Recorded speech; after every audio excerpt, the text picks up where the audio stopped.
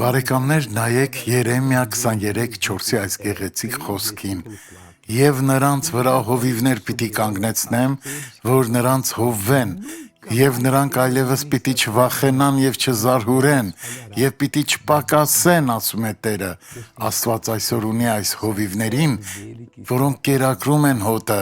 ոչ թե որովհետեւ ինչ-որ ղեկավարներ են նրանց ասել, այլ որովհետեւ Աստված ինքն է կանչել նրանց։ Նրանք նվիրում են իրենց կյանքը եւ գործում են ձեզ օրհնելու համար։ Եվ նրանք իսկական օրհնություն կլինեն ձեր կյանքում, եւ պիտի չպակասեն, ասում է Տերը։ Բոլոր ոչխարները տեղում կլինեն, երբ Հիսուսը վերադառնա։ Դարձեք նրա գառներից մեկը, նա ուզում է օրհնել ձեզ, նայենք վկայությունը։ Ցավ ունեի ողնաշարիս, ազդրերիս, ծնկներիս եւ հոդերիս մեջ։ Ես մի կերպ հասա այստեղ։ Ինչպես հասակ այստեղ։ Այսպես։ Այդպես։ Բայց դուք հիմա բուժվել եք, քույրս, կարող եք քայլել, նույնիսկ վազել։ Նայիր նրան, ժողովուրդ։ Դուք բուժվել եք, բարեկամներ, գիտեք, թե ինչ պատահեց այստեղ։ Նա ազատագրվեց։